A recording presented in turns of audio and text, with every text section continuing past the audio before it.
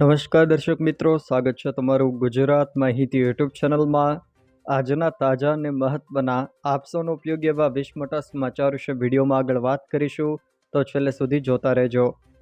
આજના સૌથી પહેલા સમાચાર વિશે વાત કરીએ તો અમૂલે 700થી વધુ પ્રોડક્ટ્સના ભાવ ઘટાડ્યા। દૂધમાં લીટરે 3 રૂપિયા તો માખણમાં 20 રૂપિયા તો ઘીના ભાવમાં પ્રતિ લીટર 40 રૂપિયાનો ઘટાડો થયો છે, જે હવે ₹610માં મળશે। પનીર, આઈસ્ક્રીમ, ચોકલેટ, ચીઝ, ફકે બ્રેડ, મિલ્ક સહિતની ચીજ વસ્તુઓ સસ્તી થશે। અમૂલ દૂધ, અમૂલ તાજા સ્ટોન મિલ્કના પ્રતિ લીટરે ₹2નો ઘટાડો। જોકે અમૂલ દૂધ, અમૂલ ગોલ્ડના પ્રતિ લીટરે ₹3નો ઘટાડો થયો છે। 22 સપ્ટેમ્બરથી આ નવા ભાવ અમલમાં આવ્યા છે। આધાર કાર્ડ અંગે સરકારનો મોટો નિર્ણય। કેન્દ્ર સરકારે આધાર કાર્ડ અંગે એક મહત્વનો નિર્ણય કર્યો છે। બાળકો અને કિશોરો માટે નવી નોંધણી અને બાયોમેટ્રિક અપડેટ માટે હવે કોઈ ફી લેવામાં આવશે નહીં। હાલમાં આ સુવિધા માટે ₹50 વસૂલવામાં આવતા હતા। નવા નિયમમાં હવે 5થી 7 અને 15થી લઈને 17 વર્ષની વયના બાળકોને આવરી લેવામાં આવશે, જેનો લાભ મોટી વસ્તીને મળશે। સરકારે અગાઉ બાળકો માટે બાયોમેટ્રિક સાથે તેમના આધાર કાર્ડ અપડેટ કરવાનું ફરજિયાત બનાવ્યું હતું। કચ્છની ધરા ફરી એક વખત ધ્રુજી। કચ્છમાં 3.1ની તીવ્રતાનો ભૂકંપનો આંચકો અનુભવાયો છે। જોકે આ ભૂકંપનું એપિસેન્ટર ભચાઉથી 70 કિલોમીટર નોર્થ ઇસ્ટ તરફ જોવા મળ્યું છે। હવામાન વિભાગ દ્વારા ગુજરાતમાં ભારે વરસાદને લઈને મહત્વની આગાહી। હવામાન ખાતા દ્વારા આજે ખાસ કરીને દક્ષિણ ગુજરાતના કેટલાક વિસ્તારોમાં છૂટાછવાયા સ્થળોએ ભારે વરસાદની શક્યતાને પગલે યલો એલર્ટ આપ્યું છે, જેમાં ભરૂચ, નર્મદા, સુરત, તાપી, નવસારી અને વલસાડ આ જિલ્લાના કેટલાક વિસ્તારોમાં ભારે વરસાદ વરસી શકે, તો સૌરાષ્ટ્ર અને મધ્ય ગુજરાતના છૂટાછવાયા વિસ્તારોમાં પણ હળવાથી મધ્યમ ઝાપટા વરસવાની આગાહી કરવામાં આવી છે। તહેવારોમાં સુરત એસટી નિગમ 1600થી વધુ એક્સ્ટ્રા બસો દોડાવશે। દિવાળી દરમિયાન સુરતથી વતન જતા મુસાફરો માટે ગુજરાત એસટી નિગમ 16થી 19 ઓક્ટોબર દરમિયાન 1600થી વધુ વધારાની બસો દોડાવશે। આ બસો સૌરાષ્ટ્ર, ઉત્તર ગુજરાત, પંચમહાલ સહિત વિવિધ સ્થળોએ જશે। એસટી આપના દ્વારા યોજના હેઠળ ગ્રુપ બુકિંગ કરનારને સોસાયટીથી વતન સુધી પહોંચાડવામાં આવશે। જોકે એડવાન્સ બુકિંગ બસ સ્ટેશનો, જીએસઆરટીસી એપ અને ઓનલાઈન વેબસાઇટ પરથી પણ ઉપલબ્ધ થશે। જીએસટી ઘટાડાનો લાભ ન મળે તો ફરિયાદ કરો। જીએસટીના દરોમાં ઘટાડો અમલમાં મુકાયો છે, જેનાથી જીવન જરૂરી ઘણી વસ્તુઓ સસ્તી થશે। જીએસટી ઘટાડા બાદ પણ જૂના ભાવે જ ચીજ વસ્તુઓ વેચાતી હોય તો ગ્રાહકો ફરિયાદ કરી શકશે।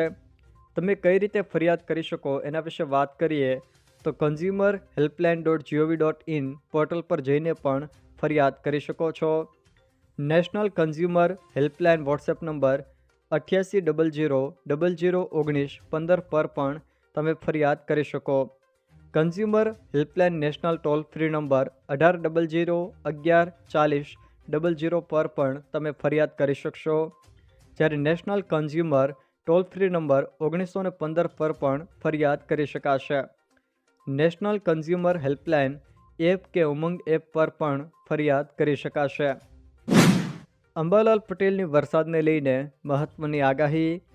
હવામાન નિષ્ણાત અંબાલાલ પટેલે પણ નવરાત્રિને લઈને વરસાદની આગાહી કરી છે। આગાહી મુજબ નવરાત્રિમાં ખેલૈયાઓને વરસાદનું વિઘ્ન નડી શકે।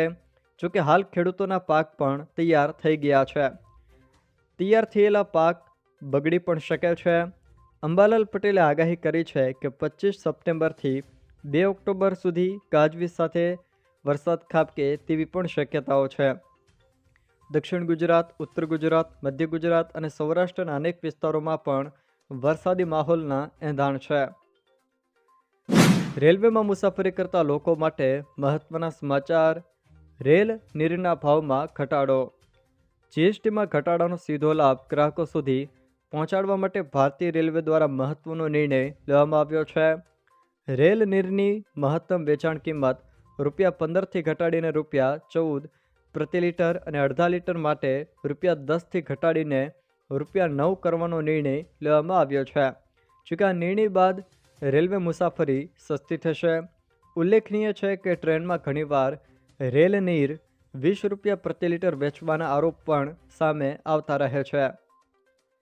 બેંકોને બેંક ખાતા ધારકોને લઈને આરબીઆઈનો મહત્વનો નિર્દેશ. આરબીઆઈએ બેંકોને ગ્રાહકો પાસેથી વસૂલવામાં આવતી ચોક્કસ ફી ઘટાડવાનો નિર્દેશ આપ્યો છે. તેમાં ડેબિટ કાર્ડ, લેટ પેમેન્ટ અને મિનિમમ બેલેન્સની આવશ્યકતાઓનો સમાવેશ થાય છે. રિઝર્વ બેંકનું આ પગલું બેંકોની આવક પર અબજો રૂપિયાનો પ્રભાવ પાડી શકે છે. આ પગલું ત્યારે લેવામાં આવ્યું છે જ્યારે બેંકો રિટેલ લોન પર વધુ ધ્યાન કેન્દ્રિત કરી રહી છે. કોર્પોરેટ લોનમાં નુકસાન સહન કર્યા પછી બેંકો હવે વ્યક્તિગત લોન, કાર લોન અને નાના વ્યવસાય લોનમાંથી સારો નફો કમાઈ રહી છે. વિજાપુરમાં પ્રેમ લગ્ન કાયદા માટે ક્રાંતિ સભા. વિજાપુરના તંબાકુ યાર્ડ ખાતે સર્વ સમાજ દ્વારા પ્રેમ લગ્નના કાયદામાં સુધારાની માંગ સાથે વિશાળ ક્રાંતિ સભાનું આયોજન થયું હતું. આ સમાચારમાં વરુણ પટેલ, દિનેશ બાંભણિયા, ગીતાબેન પટેલ સહિત અનેક આગેવાનોએ જણાવ્યું હતું કે લગ્ન નોંધણીમાં મા બાપની સંમતિ ફરજિયાત હોવી જોઈએ. આ ચર્ચામાં સ્થાનિક લોકો મોટી સંખ્યામાં ઉપસ્થિત રહ્યા હતા.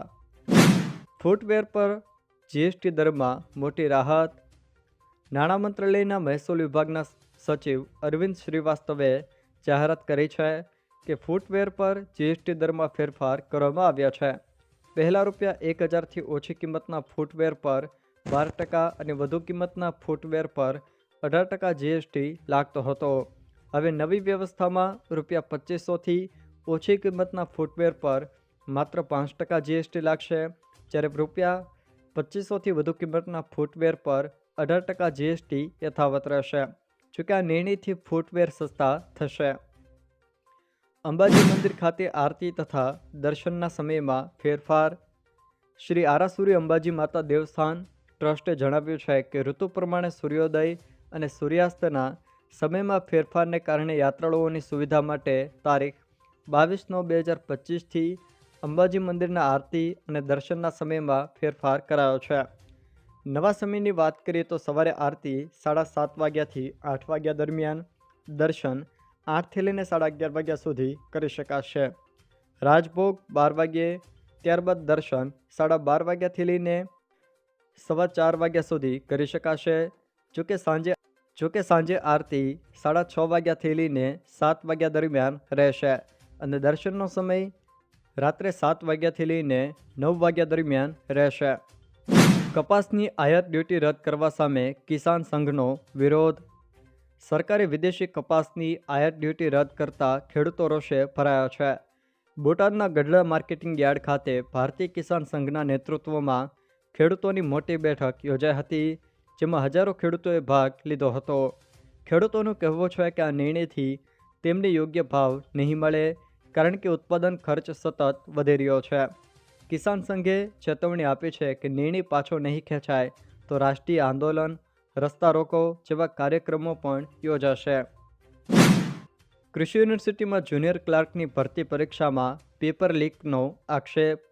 ગુજરાતની 4 કૃષિ યુનિવર્સિટીઓ દ્વારા યોજાયેલી જુનિયર ક્લાર્ક વર્ગ 3ની પરીક્ષામાં અમદાવાદના ઈસનપુરની લિટલ બર્ડ સ્કૂલ ખાતે હોબાળો મચ્યો હતો.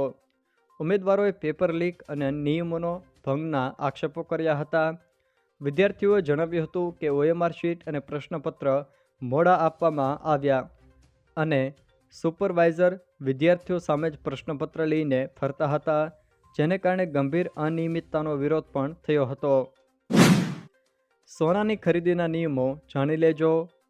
ભારત સરકારે સોનાની ખરીદી માટે નવા અને સખત નિયમો લાગુ કર્યા છે.